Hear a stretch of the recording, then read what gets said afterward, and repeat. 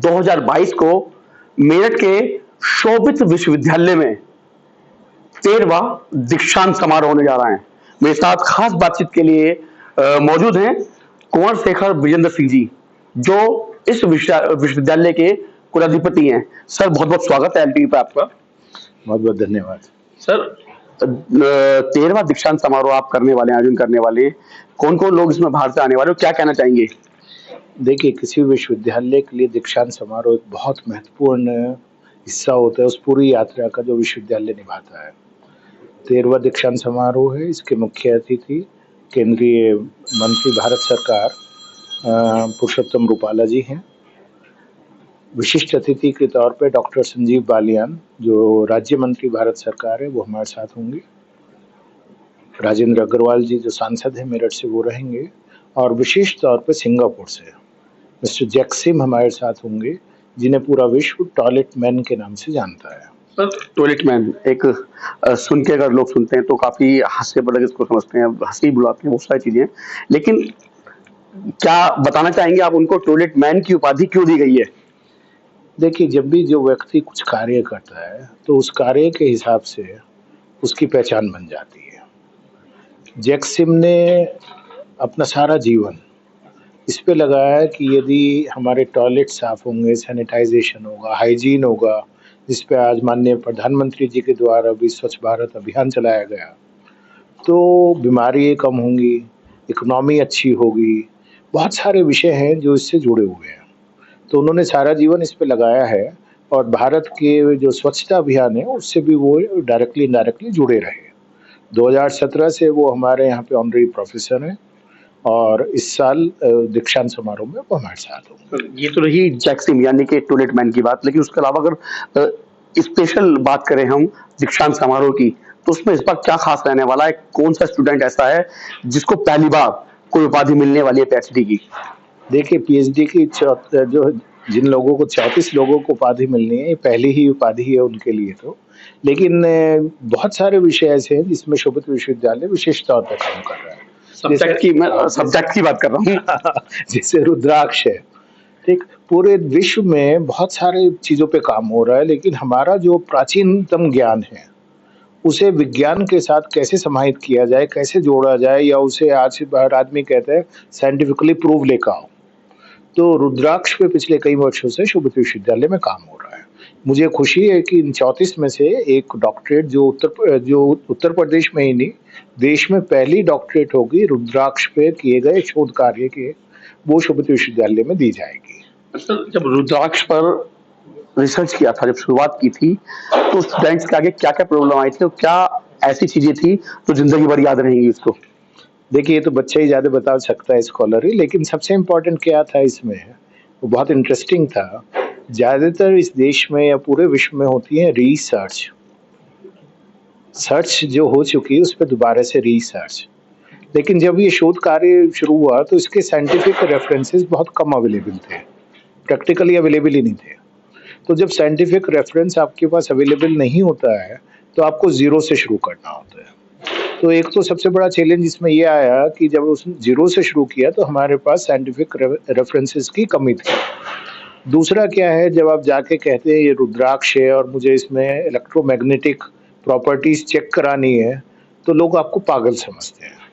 जिस भी वो लैब में गए, सरकारी लैब में गए, आईआईटीज़ में गए, तो सबने पहला और दूसरा तीसरा यही कहा, आर यू क्रेजी, आपका गाइड कौन है? ऐसा भी होता है क्या? तो ये जब नई चीज़ की शुरुआत आप करेंगे तो इस तरह के विषय आपके साथ अक्सर आएंगे। वो विषय आए हैं, 5 साल लगे हैं इस पीएचडी को पूरा होने में, लेकिन मुझे खुशी है बहुत अच्छे रिसर्च पेपर्स इसमें आए।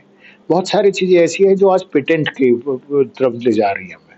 मैं इस बीच में ये भी बताऊंगा कि हमारा जो शोध कार्य है उससे 260 पेटेंट विश्वविद्यालय ने फाइल की है। रुद्राक्ष की अगर हम बात करें तो क्या कुछ खास निकल के आया है रुद्राक्ष के अंदर से जो लोगों को अपनी ओर मोहित करता है? देखिए, रुद्राक्ष को लेके बहुत सारी बातें वैसे तो हुई हैं। रुद्राक्ष में जो सबसे इम्पोर्टेंट चीज़ निकल कर आई है, इसकी साइंटिफिक बहुत सारी प्रॉपर्टीज़ आई हैं। जैसे रेडियो एक्टिविटी को रुद्राक्ष रोकता है। बहुत सारी जो बीमारियाँ हैं, कॉग्निटिव डिजीजेज हैं, उसे ये बदलाव लाता है। उस पे हमारे यहाँ कार्य हुआ है। है।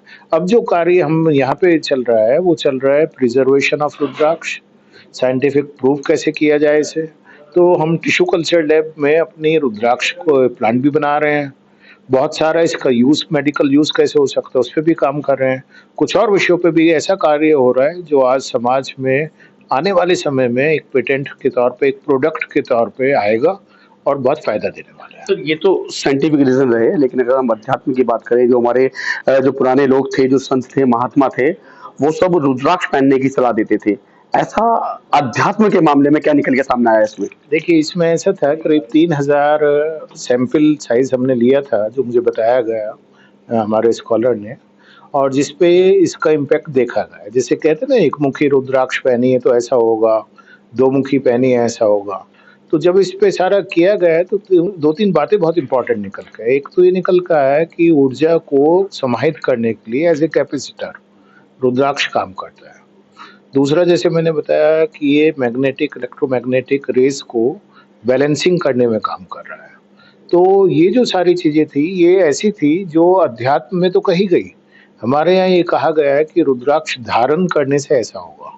अब हमारा अगला स्टेप है, रुद्राक्ष को ग्रहण करने से क्या होगा? यदि उसे टैबलेट की फॉर्म बना दी जाए, यदि उसका और कुछ बना दिया जाए, तो उससे क्या होने वाला है, इस पे हम लोग कार्य कर रहे हैं। सर, बार-बार जब मैं बैठा हुआ था तो ओम की चर्चाएँ चल रही थी। ओम हमारे आस-पास है, चारों तरफ है, लेकिन रुद्राक्ष के अंदर भी क्या ओम पाया गया है? जी। ये बड़ा इंटरेस्टिंग हुआ कि रुद्राक्ष को जब क्रश करके उसके पार्टिकल्स को एक स्लाइड के फॉर्म में, नैनो पार्टिकल्स बना के स्लाइड के फॉर्म में उसे देखा गया, तो ये पाया गया कि उसके हर पार्टिकल में कहीं न कहीं ओम जैसी एक फिगर नज़र आई। वो स्लाइड्स, उनकी पिक्चर्स हमारी लैब में अवेलेबल है, रुद्राक्ष रिसर्च सेंटर में। और जब ये पाई गई, तो इससे ये कहीं महसूस हुआ कि जो आध्यात्मिक बातें हमारे यहाँ कही गई समय-समय पर, उनका कोई ना कोई बहुत बड़ा एक साइंटिफिक बैकग्राउंड रही होगी, जो आज हमने कहीं खो दी है, और उस खोने की वजह से हम कहने लगे ये तो सब बातें हैं। तो माननीय प्रधानमंत्री जी भी इस विषय पे बात कर रहे हैं, जब वो कह रहे हैं कि हमें प्राचीनतम ज्ञान को आधुनिकतम विज्ञान से जोड़ना है। नई एजुकेशन पॉलिसी भी इस पे बात कर रही है, और शोभित विश्वविद्यालय भी इस पे बहुत सारा कार्य कर रहा है।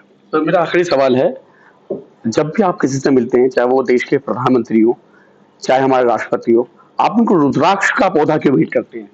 देखिए, मेरा मानना क्या है कि एक शोध संस्थान को जिस विषय पे वो शोध कर रहा है, जिस विषय को बढ़ावा देना चाहता है, उसे प्रोपोगेट भी करना होगा। नंबर 1 ये है, रुद्राक्ष को शिव का रूप माना जाता है। जब भी हम किसी को एक पॉजिटिव एनर्जी देना चाहते हैं, एक पॉजिटिविटी देना चाहते हैं, तो हमें कहीं न कहीं ऐसी चीज़ देनी चाहिए जहाँ से सकारात्मक ऊर्जा निकले। तो एक तो ये विषय है। दूसरा, हमें ये लगता है जब रुद्राक्ष का पेड़ हम देते हैं, वही माननीय प्रधानमंत्री जी से मैं 25 मई को मिला था, तो मैंने उन्हें भी रुद्राक्ष का पेड़ दिया। उससे पहले मुझे राष्ट्रपति जी से मिलने का मौका मिला, उन्हें भी रुद्राक्ष दिया, और जिससे भी मैं मिलता हूँ, तो मैं रुद्राक्ष का पौधा उन्हें देना चाहता हूँ, कोशिश करता हूँ कि उन्हें दिया जाए। सर, और इसलिए जी। इससे होता है कि उनके अंदर भी एक जिज्ञासा जागती है। जब जिज्ञासा आती है, मैं उनसे कहता हूँ क्यों नहीं सिर्फ शोभित यूनिवर्सिटी, 1100 विश्वविद्यालय हैं। यदि हम सब मिलके इसी तरह के विषयों पर रिसर्च करें, तो जो विश्व गुरु हम थे ज्ञान के, वो हम दोबारा बन जाएँगे। सर, प्रधानमंत्री से आपकी बात भी हुई होगी लेकर, रुद्राक्ष को लेकर, तो क्या उनका रिएक्ट रहा है इस पर? उन्होंने कहा अच्छा है, करो, और यही हमें देश को विश्व में यदि पहचान दिलानी है, तो अपने ज्ञान को विज्ञान के साथ समाहित करके ही देना है। तो बिल्कुल, बहुत-बहुत धन्यवाद सर। तो हमारे साथ थे कुंवर शेखर विजेंद्र सिंह जी, जो इस यूनिवर्सिटी के कुलाधिपति हैं। उनका साफ तौर पर यही कहना है कि जब वो किसी से मिलते हैं तो वो रुद्राक्ष का वृक्ष या रुद्राक्ष का जो पौधा है, वो उनको भेंट करते हैं। जब प्रधानमंत्री जी को उन्होंने रुद्राक्ष का पौधा भेंट किया, तो उन्होंने भी यही कहा है कि जो हमारा ज्ञान है, उसको विज्ञान के साथ मिलाना चाहिए, और आने वाले समय पे जब हमारा जो देश है वो विश्वगुरु था, और इस तरह हम जो नए-नए अपने जो चीजें हैं, उनको लोगों के सामने लाते रहेंगे, तो एक बार फिर हर चीज में हमारा देश विश्वगुरु बनेगा। मेरा चमचोगी दीपक के साथ लोकेश टंडन, एलटीवी।